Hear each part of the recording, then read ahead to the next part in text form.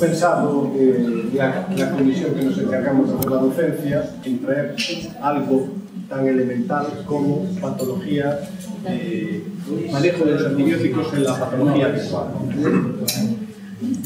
Mira, y el motivo, me decía Loli que nos costó mucho preparar la sesión porque como es algo habitual y seguro que es difícil de preparar, ¿no? Pero seguro que tiene mucha aceptación porque, como dice, acaba de decir Chechu, bueno, pues, con la cantidad de gente que estáis aquí no necesita presentación. Mira, estamos en el colegio, la comisión, preocupados por la falta de política de antibióticos. Todo el mundo reconoce que la política de antibióticos es difícil porque hay que poner de acuerdo a mucha gente en posología, en duración del tratamiento, con las mejores evidencias disponibles y también aceptando o asumiendo la patología propia de ese lugar, ¿no? Entonces resulta difícil. Sorprende que en nuestra comunidad no haya una política de antibióticos, ¿no? Y en los sitios donde existe, la política de antibióticos es fundamentalmente hospitalaria, cuando el 90% del consumo se realiza en atención primaria de salud, ¿no? Se realiza en la comunidad, no solo por médicos de familia, también por profesionales del hospital que trabajan para el exterior, pero fundamentalmente se realiza en la comunidad, ¿no? Entonces, yo creo que es trascendental el que atendamos, ¿no?, a lo que va y discutamos con ella, ¿no?, lo que es la patología habitual y cuál es el tratamiento y pongamos normas, ¿no?, si se pueden poner, ¿no?, para algo tan importante porque genera resistencia. No es como otros fármacos que pueden tener implicación sobre el paciente concreto, pero esto además tiene implicación sobre la comunidad. Nada más, bueno, nada, dar las gracias al colegio por invitarme a hablar sobre esto, bueno, y a todo el mundo que a pesar del día que está, pues os habéis acercado a oír esta charla. Como le comentaba a José Luis, sí que me ha costado un poco prepararla y no sé si voy a estar a la altura de lo que la mayoría de la gente esperáis, porque es un tema muy amplio en el que, bueno, pues en poco tiempo he intentado focalizarlo. Va dirigido sobre todo a atención primaria, que es lo que José Luis me pidió, y he intentado, pues eso, intentar responder a preguntas que generalmente, pues cuando me llaman de primaria, pues las preguntas más habituales, y intentar resolver algunas dudas que podáis tener, ¿vale? Espero conseguirlo, y lo que sí, bueno, pues cualquier cosa que queráis, pues preguntarme en cualquier momento o al final, porque, bueno, pues será realmente lo más importante. Entonces, bueno, he empezado por definir qué son los antibióticos, ¿vale? Antibióticos es una palabra que viene del griego que significa contra vida, y la Real Academia lo define como una sustancia producida por un ser vivo, fabricada por síntesis, que es capaz de paralizar el desarrollo de ciertos microorganismos patógenos, bien por su acción bacteriostática, es decir, que hacen que dejen de crecer, o de causar la muerte de ellos por su acción bactericida. Entonces, como dice, los antibióticos lo único que matan son bacterias, ¿vale? Y esto es importante que lo tengamos en cuenta y que lo sepamos, y que lo sabemos, pues muchas veces lo podemos olvidar, ¿vale? La historia de los antibióticos es una historia muy corta, aunque parece que los hemos tenido toda la vida. Es una historia que dura todavía menos de 100 años, ¿vale? Hace 100 años la gente se moría de las enfermedades infecciosas. Un paciente que tenía una neumonía o una bacteriemia tenía solo un 10% de posibilidades de sobrevivir a esa infección, ¿vale? Hasta que, bueno, pues en 1928, accidentalmente, como todos sabemos, se descubrió la penicilina, y a partir de los años 45 empezó a fabricarse industrialmente la penicilina. Y bueno, pues en la Segunda Guerra Mundial fue cuando, bueno, pues más se desarrolló y se empezó a pensar que los antibióticos eran unas drogas milagrosas, porque, bueno, pues como veis, la curva de supervivencia con la penicilina, la probabilidad de sobrevivir, que antes era del 10%, aumentó a un 90%. Entonces se pensó que, bueno, pues ya habíamos acabado con las enfermedades infecciosas. Incluso en un congreso en 1969 un cirujano llegó a decir que llegó el momento de cerrar el libro de las enfermedades infecciosas porque estas ya se habían acabado, porque ya teníamos nada, ahí todo tal. Pero, claro, luchamos contra seres vivos, no luchamos contra los seres vivos. Todos tendemos siempre a sobrevivir en cualquier medio, aunque sea hostil. Entonces, pues las bacterias aprendieron a hacerse resistentes a los antibióticos. ¿Vale? Fleming lo decía después de descubrir la penicilina, que el propio uso de la penicilina haría que las bacterias se hicieran resistentes, y así fue. A partir del cambio del siglo al siglo XXI, pues, ha aparecido, las resistencias han aparecido después de cada antibiótico, pero ahora, bueno, pues han aparecido lo que se llaman las bacterias multiresistentes, que son bacterias que son resistentes a varios grupos de antibióticos, con lo cual hace muy difícil su tratamiento, incluso hemos tenido que rescatar antibióticos que se habían dejado de utilizar por su toxicidad para tratar este tipo de bacterias, porque unido a la aparición de las resistencias, la industria farmacéutica también ha dejado de fabricar antibióticos nuevos. Antes, pues en los años 60 o 70, cada mes salía un antibiótico nuevo, pues ahora últimamente pues, la industria, pues, investigar un antibiótico resulta muy caro, y pues se ha dedicado a otros de la medicina con más solvencia. Esto, bueno, sí que en los últimos años la OMS ha promovido la fabricación de la investigación sobre nuevos antibióticos, y sí que parece que en los últimos 3 o 4 años, y en 3 o 4 años vamos a tener más antibióticos disponibles frente a estas bacterias multiresistentes, pero son antibióticos los que ahora de uso hospitalario y solo para este tipo de bacterias.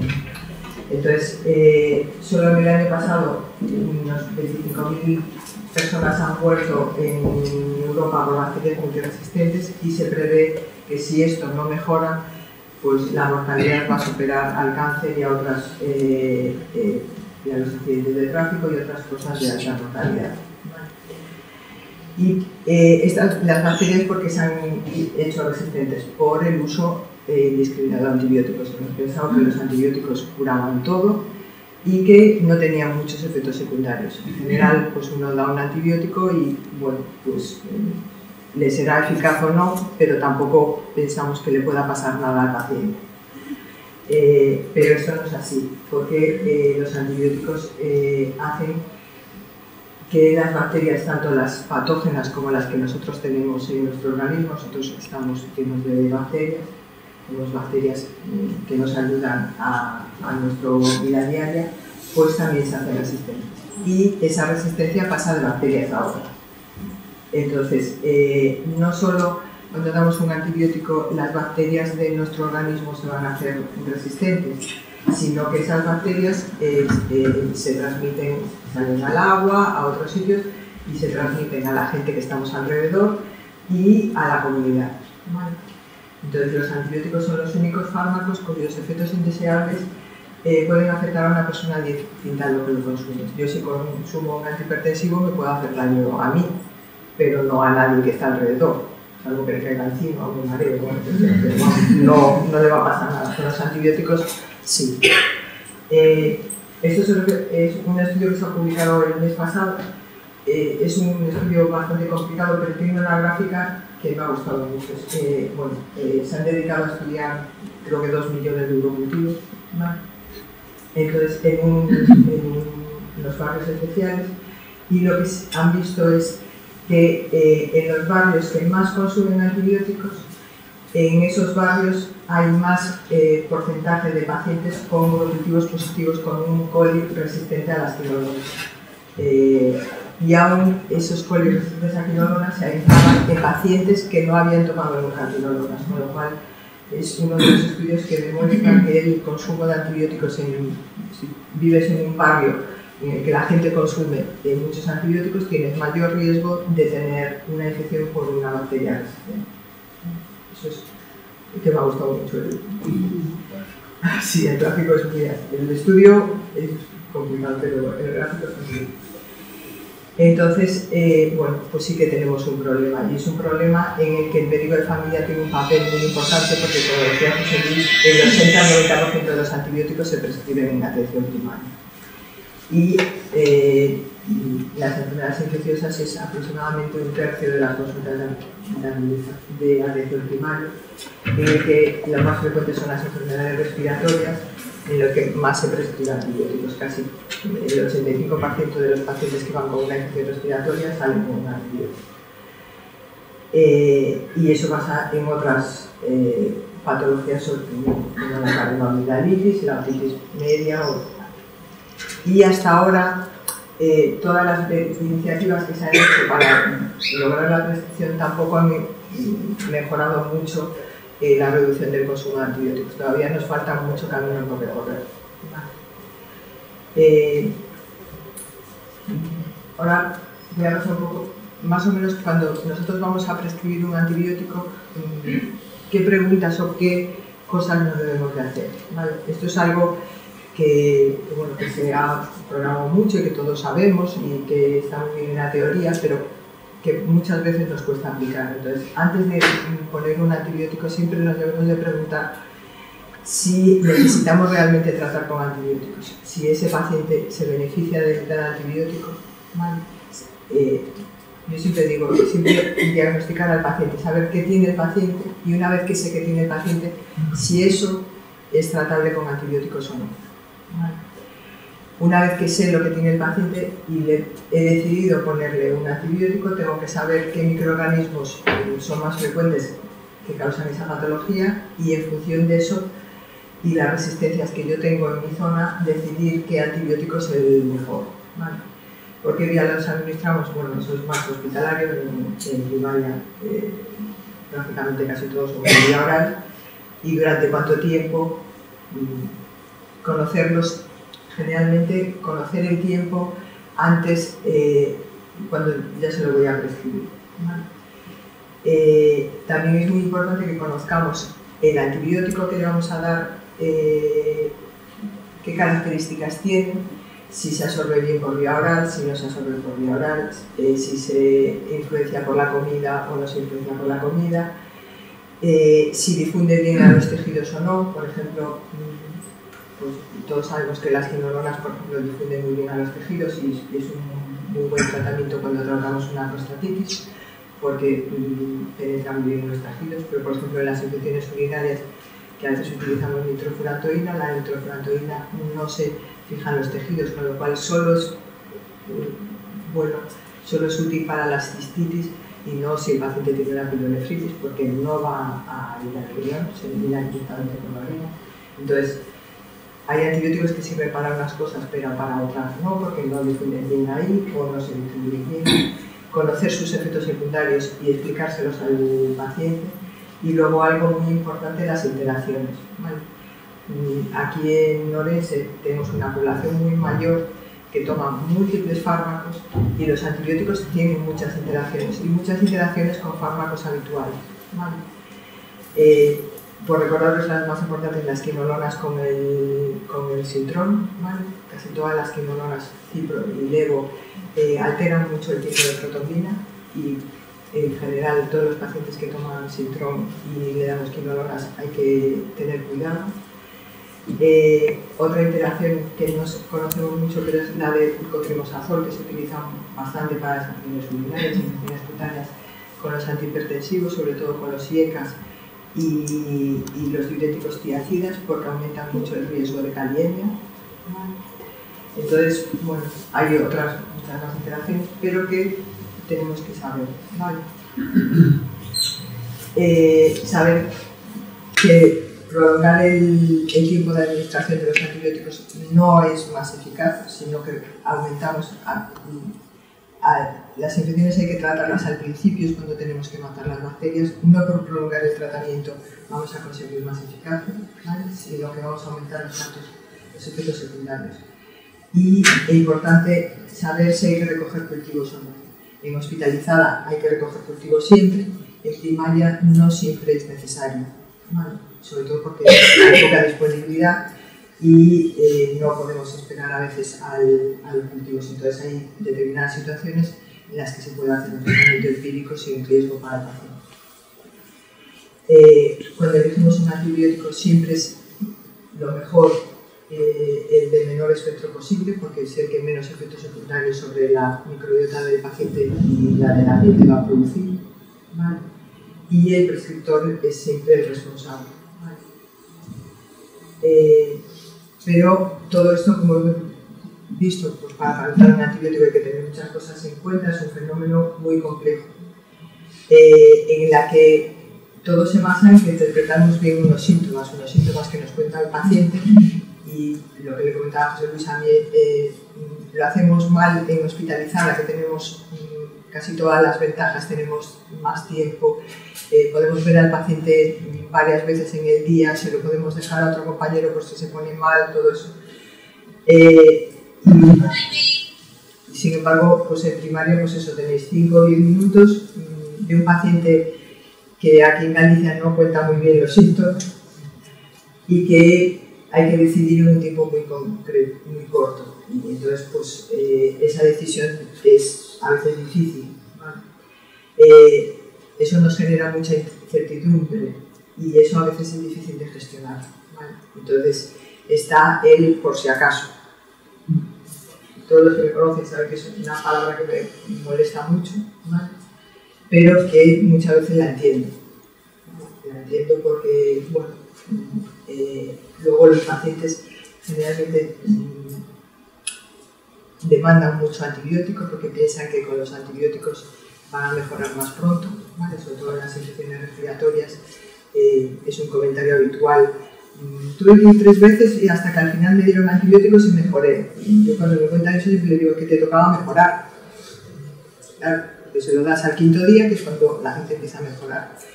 Y la gente ahora, actualmente, nadie quiere estar enfermo. Yo, vamos, es normal. Pero hay procesos que duran su tiempo y ese tiempo es necesario, no lo puedes acortar, no puedes tener una gripe y al día siguiente estar bien. Eso es imposible, da igual lo que te tomes.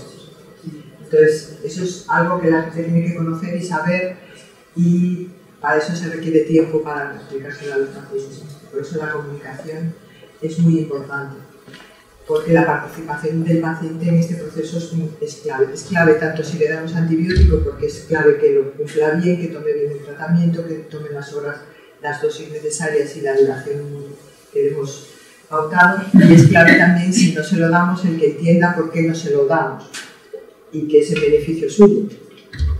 Yo siempre digo que es mucho mejor que no te lo den.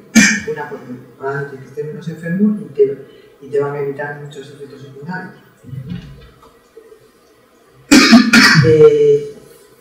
He encontrado este artículo que está publicado, bueno, pues, en este mes, que da 4 momentos clave en la toma de decisiones, que es, bueno, más o menos lo que os he dicho. Si el paciente tiene una infección que requiere antibióticos, si tengo que solicitar cultivos y cuáles, si tras unos días puedo parar, tengo que cambiar o ajustar el tratamiento, y cuál es la duración necesaria. En todo esto, quiero decir, es imposible que nos tengamos toda la patología infecciosa en la cabeza y sepamos qué hay que hacer en cada momento y cuál es el antibiótico mejor en cada caso. Entonces, para eso es muy importante utilizar guías tanto de diagnóstico como de tratamiento. Lo ideal es que esas guías sean siempre locales. ¿Por qué? Porque, bueno, pues, las patologías no son iguales en todos los sitios. Pues en unos sitios hay más población mayor, en otros más población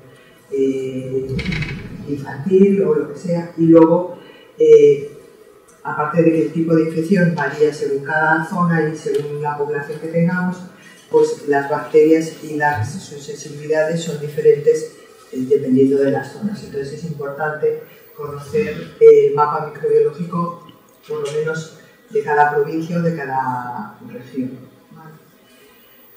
esto no existe, es difícil de tener, y con el programa informático que por ejemplo nosotros tenemos aquí en el complejo es difícil sacarlo porque no diferencia muy bien las muestras de primaria de hospitalizada, y luego en primaria no diferencia por centros de salud ni por centros sociosanitarios. Eso es algo que deberíamos de tener, sobre todo ahora con la incorporación de los centros sociosanitarios, pero de momento por lo menos aquí no es posible. Hay 3 guías que son las que he manejado para esta charla, que bueno, me parecen 3 guías que están bien. Una es la guía terapéutica de Andalucía, que es el área de Alcalá. Esta me gusta mucho, aparte, bueno, la de la comunidad está bien, pero bueno, es como casi todas, pero incluye un apartado muy importante que es el abordaje de las infecciones en pacientes institucionalizados. Bueno, habla de todo, de la problemática de la infección, de cómo se controlan los pacientes con bacterias multiresistentes, cómo se hacen los aislamientos. Está muy bien, ¿vale? Los centros sociosanitarios no voy a hablar de ellos porque es una problemática bastante diferente, pero sí que pues a la larga bueno, nos vamos a tener que acostumbrar porque son pacientes que están en un ámbito cerrado en el que son un foco de reserva de bacterias multiresistentes que se transmiten con mucha facilidad dentro de las instituciones sanitarias, y generalmente reciben pacientes casi todo el tiempo del ámbito hospitalario, con lo cual las bacterias multiresistentes de los hospitales se están pasando a los centros sociosanitarios. Y entonces es un problema, yo creo que importante. Luego, bueno, pues, se han publicado recientemente las guías del Instituto Británico de Salud, que son las guías NICE, que son, bueno, las que voy a poner porque tengo unos gráficos que están muy bien, pero bueno, luego en los tratamientos antibióticos son un poquito diferentes a lo que hacemos nosotros aquí, y luego, bueno, localmente tenemos la guía Fisterra, que yo creo que son unas guías excepcionales de tratamiento de la patología habitual. Nada, esto es simplemente que, bueno, como sabéis, España es un país que consume muchos antibióticos, somos el penúltimo, ¿vale?, en consumo, y bueno, pues tenemos que mejorar esto, ¿vale?, porque hay otros países en los que consumen menos y la gente no se pone más. Aunque seamos un país con una alta porcentaje de supervivencia, no creo que sea porque tomemos muchos antibióticos. Vale. Con todo este problema de la resistencia, pues sí que, bueno, pues el Ministerio de Sanidad desde el año 2015, bueno, pues ha promovido muchas campañas de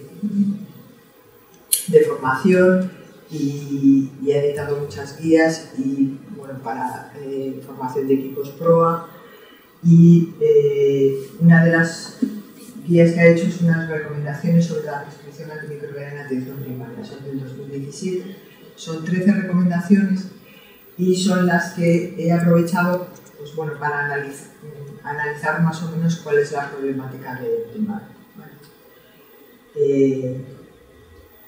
Las 2 primeras van sobre la faringoamigdalitis, entonces es no prescribir antibióticos salvo que exista una alta sospecha de etiología criptocócica o tengamos el resultado de que la prueba rápida de antígeno de Diógenes sea positiva. Y en el caso de que tengamos una faringitis estreptocócica, el antibiótico de elección es la penicilina 1, ¿vale?, salvo que el paciente sea alérgico.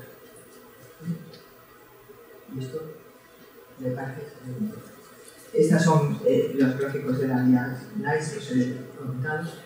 Y está muy bien porque, bueno, pues en cada situación te va diciendo más o menos lo que tienes que hacer. No las voy a repasar, el que las quiera consultar es fácil de encontrarlas. Y simplemente de cada una que he puesto, pues os diré una pincelada. Saber que, bueno, pues sabéis que la faringoamigdalitis aguda, las 2/3 partes son de origen vírico, ¿vale?, y solo está indicado el tratamiento si sospechas una faringoamigdalitis estreptocócica. El estreptococo piógenes es una rareza porque el 100% todavía son sensibles a la penicilina. No hay en el mundo ningún estreptococo piógenes resistente a penicilina, con lo cual no nos tenemos que preocupar en este caso por la resistencia, ¿vale? Si nosotros tenemos una faringitis estreptocócica, el tratamiento es penicilina. ¿vale? O amoxicilina en su defecto, la penicilina. Sí, en cambio, sí que hay resistencias a macrólidos, que serían la alternativa, ¿vale? Entre un 15 y un 30% de los criógenes en España son resistentes a macrólidos. Pero con penicilina no tenemos problema, ¿vale? Entonces, aquí está claro. Y bueno, esto, he puesto esta imagen porque me ha parecido muy bonita, que aunque la faringitis estreptocócica existe desde hace un montón de tiempo y es una enfermedad muy conocida, pues la imagen de New England de la semana pasada es una faringitis estreptocócica, ¿vale? Y pues, las lesiones típicas del paladar, pues, lesiones eritematosas con el centro más encima. Entonces, pues la he visto hoy y me ha parecido curioso que después de tantos años, pues esto siga abierto, ¿no? Que sea imagen del niño. La tercera es no prescribir antibióticos en la sinusitis aguda, salvo que haya rinorrea purulenta y dolor mandibular que dure más de 7 días, ¿vale? O que los síntomas empeoran después de haber mejorado. No tampoco se debe prescribir antibióticos para la bronquitis externa aguda no complicada, ni tampoco las conjuntivitis que se presuman de origen viral, que son la mayoría.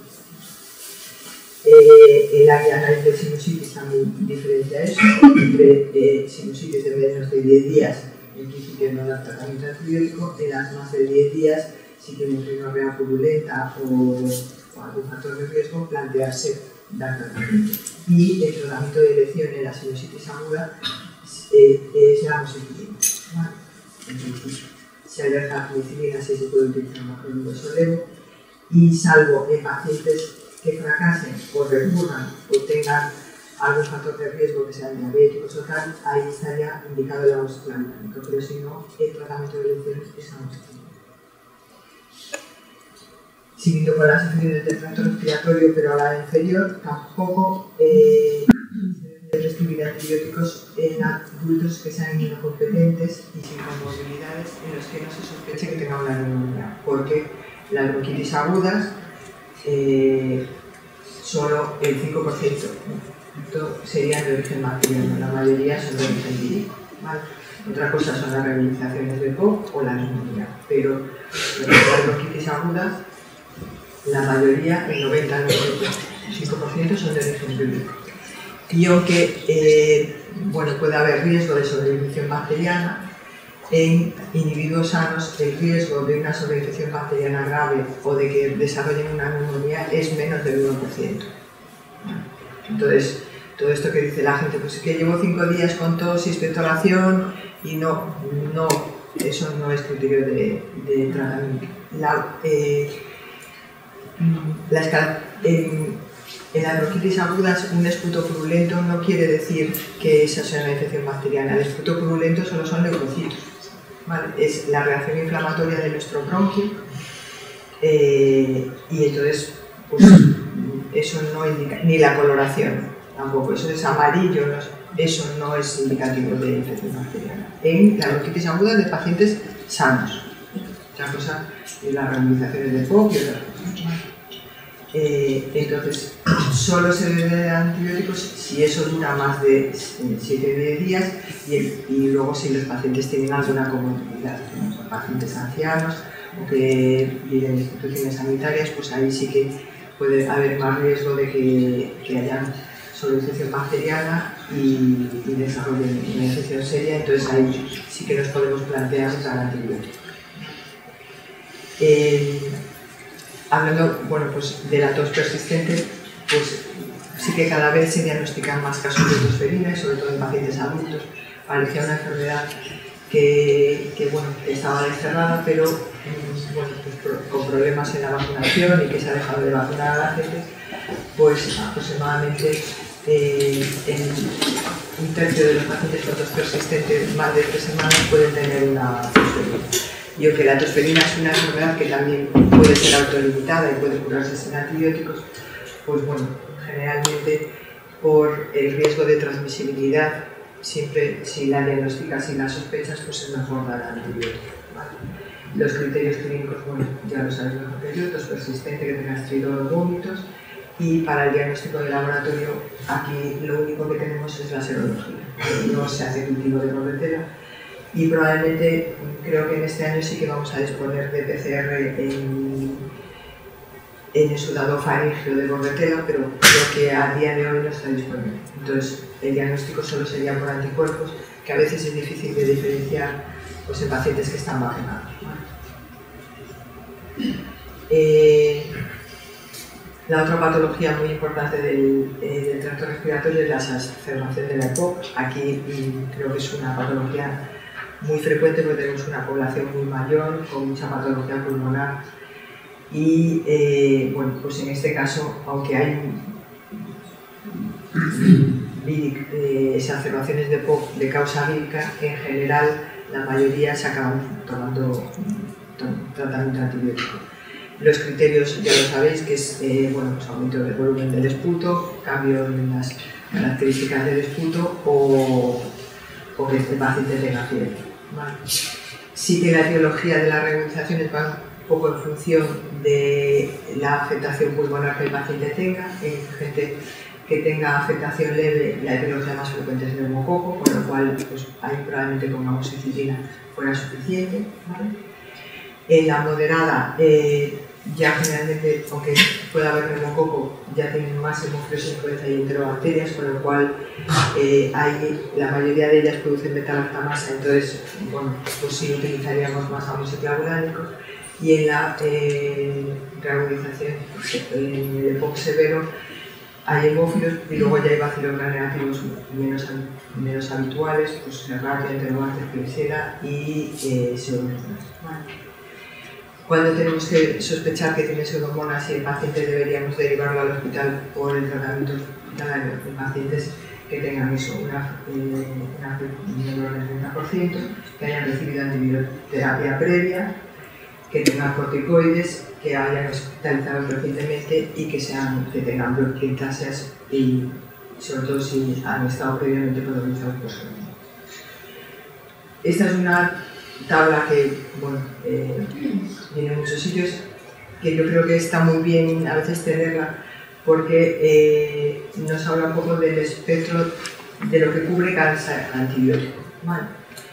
Y entonces, bueno, pues a la hora de elegir un antibiótico pues es útil. ¿Vale? Como veis, bueno, pues en este caso amoxicilina, que cubre casi todas las bacterias gram positivas, pues con el clavulánico lo único que le añadimos es que cubre enterobacterias productoras de beta-lactamasa y hemófilos productores de beta-lactamasa y algunos anaerobios. Pero bueno, para que la conozcáis, es fácil de encontrar. Entonces, bueno, pues en función de lo que os he dicho, pues en las pautas de tratamiento empírico en las rehabilitaciones de EPOC. En la EPOC leve, aunque ahí ponemos clavulánico, en la EPOC leve que sería suficiente con amoxicilina, en el resto el tratamiento de elección sería amoxicilina clavulánico o en los pacientes que no puedan tomar amoxicilina clavulánico que no lo hagan.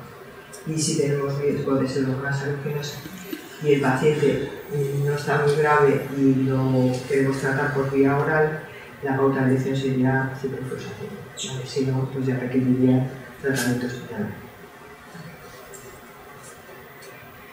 Y ahora pasamos al otro gran grupo de infecciones que son las infecciones urinarias. ¿Vale? No está indicado nunca el cribado en el tratamiento de las bacterias sintomáticas. Nunca es nunca. ¿Vale? Salvo, bueno, sí, con dos excepciones. En el embarazo o cuando el paciente se va a someter a un procedimiento biológico. Son los únicos los casos en los que se hace autocultivo sin tener síntomas y en los que se debe de tratar. ¿Vale? En el resto de los pacientes el tratamiento de la bacteria sintomática no sirve para nada, más que para generar resistencia. Y no se debe realizar profilaxis de forma rutinaria en pacientes que tienen una vesical crónica al cambiar la sonda. Cuando se cambia una sonda no se necesita dar antibióticos. Probablemente esa sonda va a estar colonizada, pero al paciente no le va a pasar nada. La única excepción sería a veces pacientes con litiasis y que han tenido episodios de infección urinaria al recambiar la sonda, que eso puede pasar, ahí a veces pues te lo puedes plantear, pero si no, en la práctica habitual no se necesita hacer profilaxis. Bueno, en las infecciones urinarias tenemos que habituales, diferenciamos dos grandes grupos, uno que es la mujer embarazada premenopáusica, en la cual bueno, pues la mayoría de las infecciones son cistitis aguda, no graves, en las que no se necesita hacer urocultivo, se puede hacer, lo indicado es hacer tratamiento empírico. El tratamiento de elección, como sabes, es Monurol y no se necesita hacer más seguimiento, es una dosis única y bueno, pues en general la paciente suele vivir. Es importante, aparte del tratamiento antibiótico, muchas de las cistitis se podrían curar solo con medidas de antiinflamatorios e ingesta abundante de líquidos. Entonces, aunque le demos tratamiento antibiótico, es importante recordar esto, ¿vale?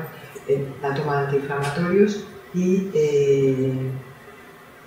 la ingesta abundante de líquidos, porque eso va a hacer disminuir los síntomas y que la paciente se encuentre mejor.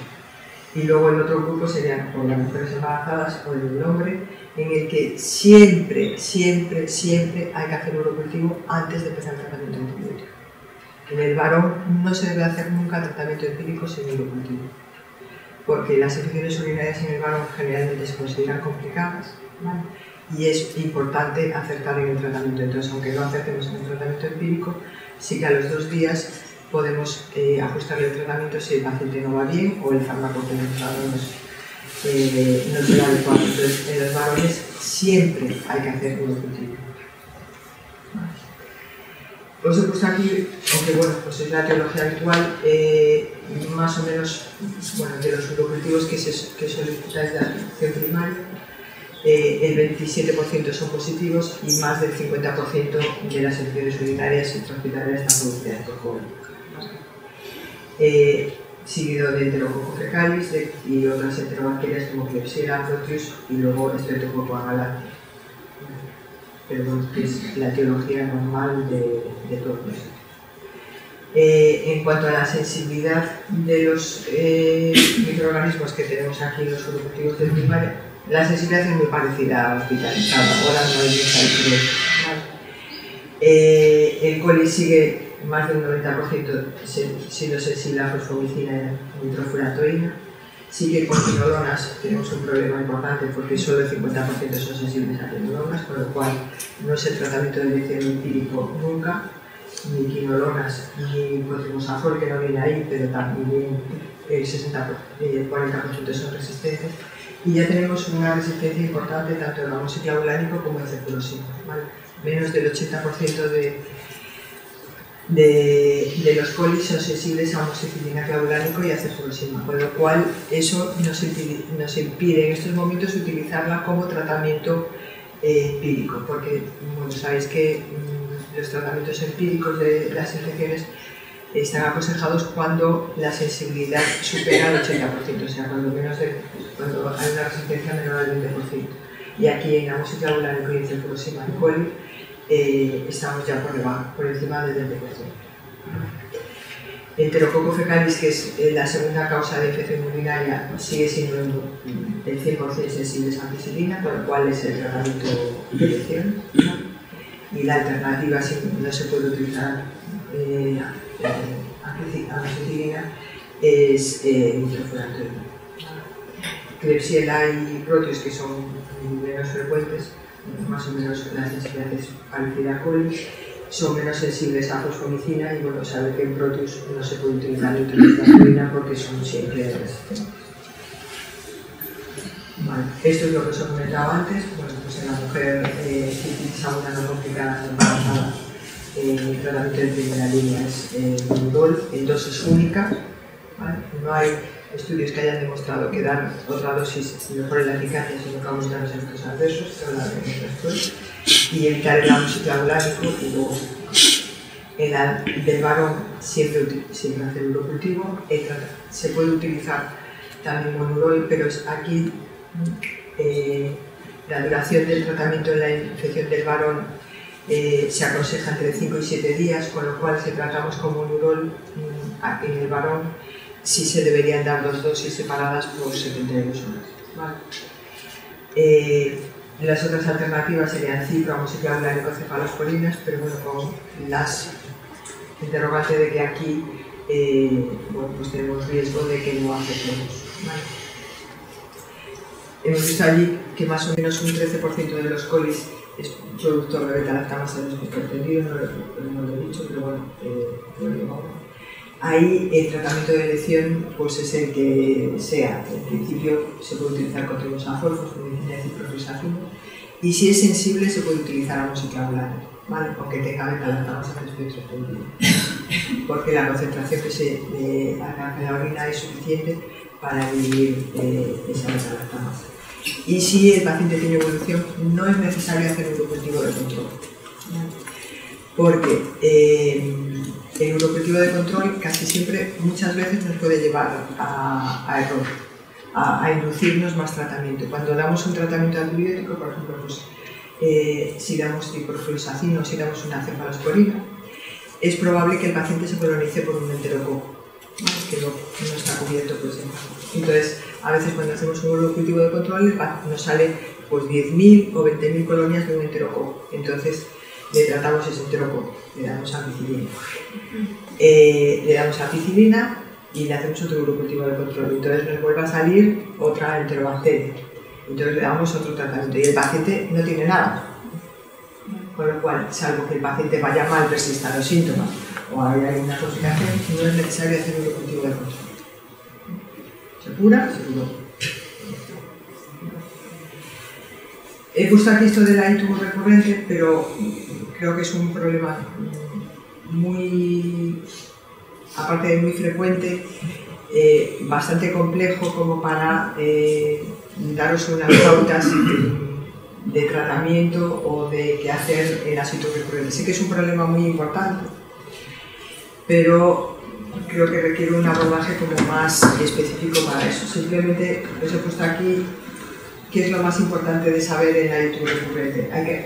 Aquí sí que es muy importante hacer una buena historia clínica, saber la cronología de los episodios, si se relaciona, sobre todo en las mujeres, con relaciones sexuales o no, ¿no? Pero saber cuántos episodios tienen, si son por el mismo germen, si son por diferentes gérmenes, para saber si es una reinfección o una recidiva, si la paciente utiliza métodos contraceptivos, los herbicidas o los anillos vaginales favorecen las recidivas de ictus, si está en era menopáusica o no, porque bueno, pues en la era menopáusica hay más atrofia y a veces los geles de estrógenos pueden ayudar a disminuir las recurrencias, si ha habido manipulaciones urológicas previas o si la paciente o el paciente tiene incontinencia urinaria, porque eso sí se asocia mucho y es un problema que puede ser tratado, ¿vale? Es importante una buena exploración física y en las mujeres una exploración ginecológica para ver si tiene un prolapso, atrofia, y una exploración urológica con estudios urodinámicos para ver si tiene un volumen residual, si no elimina suficientemente la orina, ¿vale? Es importante en los pacientes con infección urinaria explicar a los pacientes que tienen que voluntariamente eliminar toda la orina, ¿vale? Nosotros cuando es un proceso que se hace de forma inconsciente, pero hay muchos pacientes que tienen infecciones urinarias de repetición porque no eliminan, siempre les queda ahí un volumen residual y eso favorece el crecimiento de las bacterias, es importante decírselo. Sí que en la intubo recurrente es importante tener un urocultivo para ver si es el mismo microorganismo, si es otro diferente, y muchas veces requiere de exploraciones radiológicas para descartar que haya complicaciones. Luego en el tratamiento pues, hay múltiples opciones, ¿vale? Hay, bueno, pues desde dar, cuando se relaciona con las relaciones sexuales, la profilaxis postcoital, luego está la profilaxis continua, que solo se debe de dar o plantear cuando hay más de 6 episodios al año, ¿vale? Porque si no, en general damos más antibióticos y damos profilaxis que si tratamos los episodios.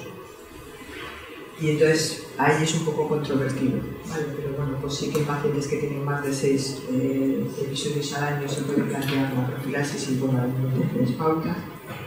Y luego pues en las mujeres premenopáusicas que solo tienen cistitis aguda, una forma bastante útil es explicarle a la paciente los síntomas y que se aunque no, en otros casos no está indicada la automedicación, aquí a veces sí se puede hacer y sí podemos disminuir la toma de tratamiento. El otro problema importante son las infecciones urinarias asociadas a sonda. ¿Vale? Aquí sí que no se debe hacer urocultivo nunca salvo que el paciente tenga síntomas, porque casi siempre nos va a dar positivo. Cuando nosotros ponemos una sonda, cada día que pasa aumenta un 3,8% el riesgo de contaminación, con lo cual al mes de tener una sonda, todo paciente tiene un urocultivo positivo. En mayor o menor contagio, porque es inherente, está en una zona que está contaminada y tenemos un material ahí al que se adhieren las bacterias. Entonces, solo se debe hacer urocultivo si el paciente tiene síntomas de infección. ¿Vale?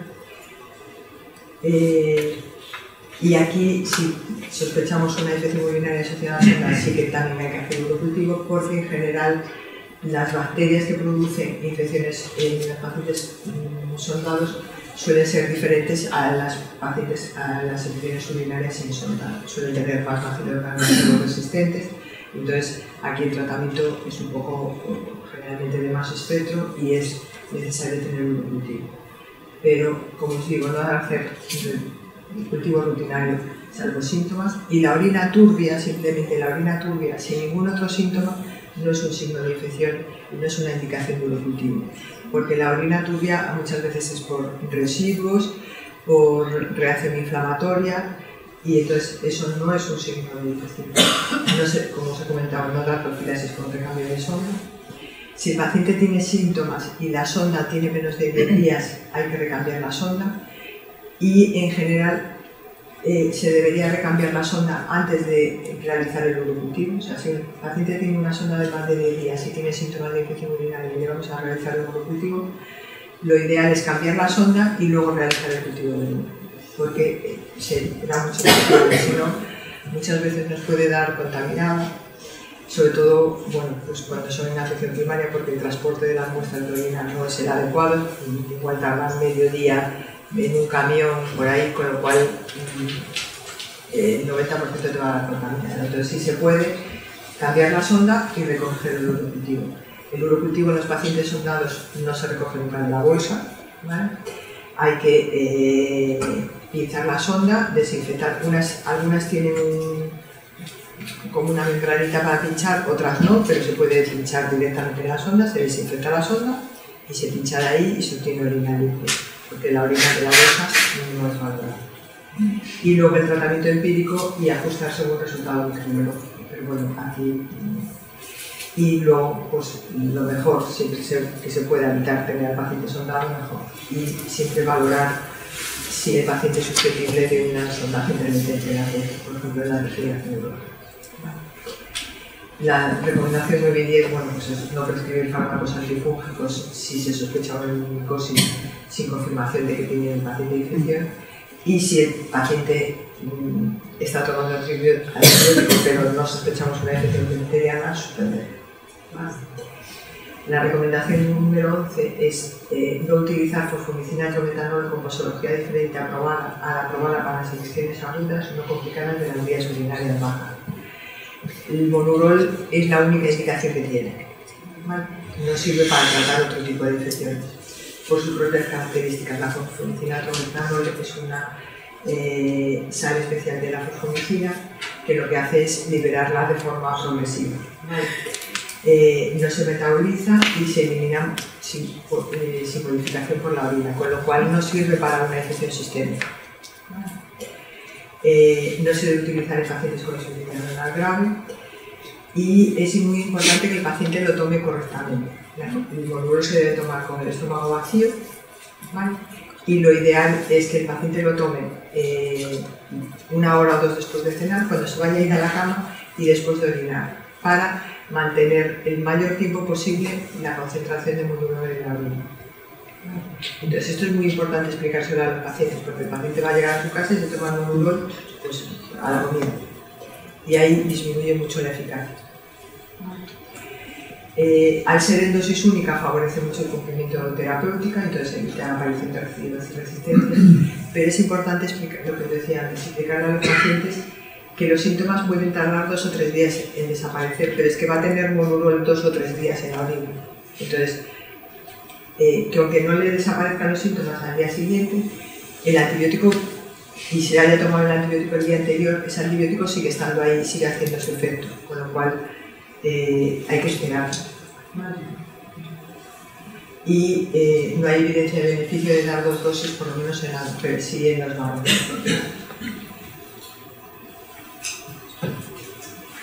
Y las 2 últimas recomendaciones son amoxicilina clavulánico. No se debe utilizar amoxicilina con el ácido clavulánico si el microorganismo causante de la infección no produce beta-lactamasa. ¿Y qué microorganismos no producen beta-lactamasa? Biógenes, que hemos visto que siempre es sensible a ampicilina, con lo cual el clavulánico no nos aporta nada. Neumococo, porque la resistencia a penicilina no va mediada por beta-lactamasa, la resistencia a penicilina es por alteración en las proteínas que fijan las penicilinas, con lo cual el clavulánico no nos sirve de nada. ¿Vale? Y Enterococcus fecalis, porque, bueno, aunque sí hay algún productor de beta-lactamasa, generalmente el 100% son sensibles a ampicilina, con lo cual el dar clavulánico no aporta nada a la amoxicilina. Lo único que aporta es efectos secundarios. ¿Vale? El clavulánico, la ventaja que le aporta la amoxicilina es que amplía su espectro para cepas productoras de beta-lactamasa, como son Haemophilus, Morasella y luego algunas enterobacterias, E. coli, Proteus y Klebsiella. ¿Vale? Y luego tiene más acción sobre anaerobios, ¿vale? Sobre todo bacteroides, ¿vale? Anaerobios que producen beta-lactamasa. Sin embargo, amoxiclavulánico nunca es eficaz frente a cepas de Enterobacter, Pseudomonas, Serratia y Monadena, nunca, ¿vale? Ahí no se puede utilizar, pero sí eso, ¿vale? Y ¿por qué os digo esto de no utilizar amoxiclavulánico, sobre todo en las secreciones urinarias en la mujer y cuando no es necesario? El amoxiclavulánico tiene un espectro que elimina, como os he dicho, tanto bacilos gram-negativos como anaerobios, ¿vale? Los bacilos gram-negativos son los amarillos y los anaerobios son los negros. Si damos amoxiclavulánico o un antibiótico que tenga efecto analítica, barremos toda la flora. Esto está hecho para la flora vaginal, pero también es aplicable a la flora entérica. Cuando eliminamos toda la flora y ha pasado el efecto del antibiótico, pues esa microbiota luego vuelve a aparecer. Cuando desaparece el efecto del antibiótico, la flora que crece es casi toda bacilo gram negativo, con lo cual aumenta mucho la colonización por coli. En el caso de la infección de las infecciones urinarias, si aumenta tanto la colonización vaginal como rectal por coli, tenemos mayor riesgo de una infección de recidiva o una recurrencia de infección por bacilo gram negativos. En cambio, si damos un antibiótico que no tenga acción frente a anaerobios, los anaerobios permanecen y eso favorece que luego se vuelva a restablecer la microbiota tal y como era antes originalmente, con bacilos gram negativos y anaerobios. Entonces, mucho más equilibrado. Y luego he puesto ahí una cosa, amoxicilina igual a ampicilina. ¿Esto por qué lo pongo? Cuando en el laboratorio de micro se hace estudios de sensibilidad, no se utilizan todos los antibióticos, se utilizan, pues, como digamos, uno de cada familia, ¿vale? El antibiótico que se utiliza para hacer las sensibilidades es ampicilina. Entonces, cuando se informa un enterococo, se pone ampicilina sensible. Ampicilina siempre igual a amoxicilina. La única diferencia de utilizar uno u otro es si lo vamos a utilizar por vía intravenosa o lo vamos a utilizar por vía oral. Si utilizamos por vía intravenosa, lógicamente vamos a utilizar ampicilina. Si utilizamos por vía oral, podemos utilizar cualquiera de los dos, porque hay ampicilina oral, pero la ampicilina oral se absorbe muy mal, ¿vale? Y hay que darla cada 6 horas y tiene una biodisponibilidad muy baja, entonces cuando la vayamos a dar por vía oral damos amoxicilina, pero es igual ampicilina que amoxicilina, ¿vale? Y eso pasa igual con algunas cefalosporinas, por ejemplo. La cefalosporina de tercera generación que se prueba es cefotaxima, ¿vale? Porque solo se prueba esa. Entonces, si nos pone sensible a cefotaxima, es sensible a cefotaxima, sensible a ceftriaxona y es sensible a las cefalosporinas de tercera oral, es sensible a ceftriaxona y sensible a cefixima, ¿vale? Aunque no nos lo ponga específicamente, ¿vale? Y bueno, pues hay un grupo de infecciosas de la Sociedad Madrileña de Medicina de Familia, pues que ha hecho unas recomendaciones de hacer y no hacer con el amoxiclavulánico. están ahí. Entonces, aún si clavulánico estaría recomendado pues, cuando sospechamos infecciones mixtas en las que puede haber bacilos negativos producto de beta-lactamasa o anaerobia. Y la última recomendación es que no se debe utilizar amoxicilina y ácido clavulánico de liberación retardada, lo que se llama el plus, fuera de la indicación única que tiene aprobada, que es alguna neumonía adquirida en la comunidad. No sirve para las otras infecciones, porque la cantidad de clavulánico que lleva es muy poquita, entonces no sirve para tratar enterobacterias productoras de beta-lactamasa, porque ese clavulánico que llega no llega para inhibir esas beta-lactamasas. Bueno, ya se han acabado las recomendaciones, solo me quedan dos pinceladas que dar, porque bueno, esto es algo que se pregunta mucho, que es el tema de las úlceras, las infecciones de las heridas crónicas, y porque bueno, tenemos mucha población mayor, con mucha patología venosa, hay muchas úlceras venosas, y luego úlceras por presión, heridas crónicas que tardan mucho en cicatrizar y que requieren muchos cuidados. Pero no solo el retraso en la cicatrización es cuestión de infección, ¿vale? Todas las úlceras o heridas crónicas están colonizadas, ¿vale? Pues, o tienen una contaminación superficial o tienen una contaminación más profunda. Entonces lo único que tenemos que ver es si el paciente tiene signos de infección, ¿vale? Si esa úlcera, los bordes están rojos, están calientes, tiene una supuración turbulenta o tiene síntomas sistémicos, tiene fiebre. Ese es el único caso en el que se deberían dar antibióticos sistémicos y deberíamos hacer un cultivo de la úlcera, ¿vale? Todo lo demás se trata con limpieza, con desinfectamiento mecánico o con, en los casos de una alta colonización o biofilm, con antimicrobianos tópicos o apósitos especiales, ¿vale? Pero todo esto, si le hacemos un cultivo va a salir positivo, pero eso no quiere decir que esa úlcera esté infectada. Entonces, aquí el problema es que se requiere un personal de enfermería entrenado y que tenga paciencia en hacer estas curas, porque es lo más importante, ¿vale? La cura. Y la cura de realizarse con mucho tiempo en las condiciones asépticas, en las mejores condiciones asépticas, y quitando siempre todo el tejido humano, porque si no, esa úlcera no va a ir bien, aunque no esté infectada. Entonces solo se deben hacer cultivos si hay signos clínicos evidentes de infección, ¿vale? Y ¿cómo se hace ese cultivo? ¿Vale? Si yo una úlcera le paso un hisopo por ahí, me salen gérmenes siempre. Entonces, si yo sospecho que tiene una úlcera de infección, lo primero que tengo que hacer es limpiarla. Entonces tengo que, con suelo fisiológico, arrastrar todo ese sudado que tiene de ahí, ¿vale? Lavarla bien. Si tiene mucho tejido necrótico, quitar ese tejido necrótico con bisturí desde el primero. Desinfectar con clorexidina los bordes de la piel, y la mejor forma es pinchar en el borde, ¿vale? A veces eso es un poco doloroso y al paciente le molesta, pero se puede poner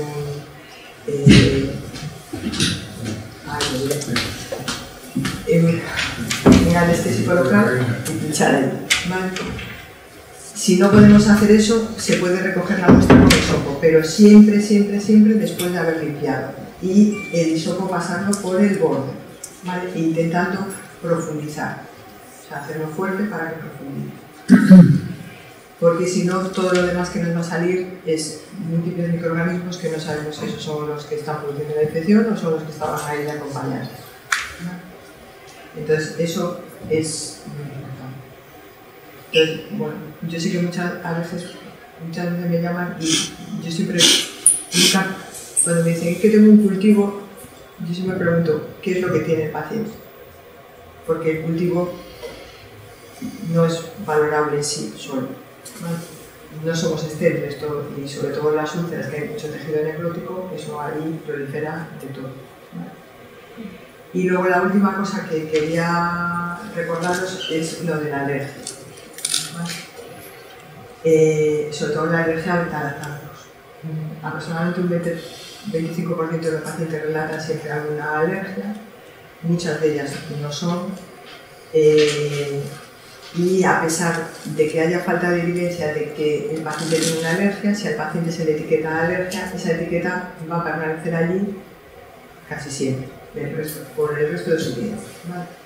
Y tener una etiqueta de alergia puede llevar a que suspendamos tratamientos recomendados, que es decir, los beta-alergénicos son los tratamientos de elección en casi todas las profilaxis quirúrgicas y en casi todos los procesos infecciosos. El tratamiento de elección incluye un beta-alergénico, con lo cual ya tenemos que pasar siempre a tratamientos alternativos que generalmente son menos eficaces, tienen menos perfiles de seguridad menos favorables, lo que llevaría a fallos de tratamiento y mayor riesgo de resistencia. Hay muchos estudios de lo que implica una alergia a beta-lactámicos, pero en general, pues cuando un paciente tiene la etiqueta de alergia a beta-lactámicos, tiene mayor riesgo de estar hospitalizado más días, mayor incidencia de infecciones por Clostridium o por Aureus metiere, mayor número de ingresos en UCI y una mayor mortalidad. Entonces, yo os recomendaría que es importante diferenciar bien entre alergia, reacción adversa y intolerancia y explicárselo bien al paciente, que el paciente nos cuente bien qué es lo que le pasó, ¿vale? Y cuando ponemos en una historia alergia a penicilina, diferenciarla bien si es una intolerancia o si es una alergia. Y si tenemos cualquier duda, en el momento que la escribimos en el Janus, derivar al paciente a la consulta de alergia y explicarle al paciente por qué debe de ir, por qué es importante saber si es alérgico o no, porque va a tener muchas implicaciones a lo largo de su vida, sobre todo en pacientes que hospitalizan mucho. Muchas gracias.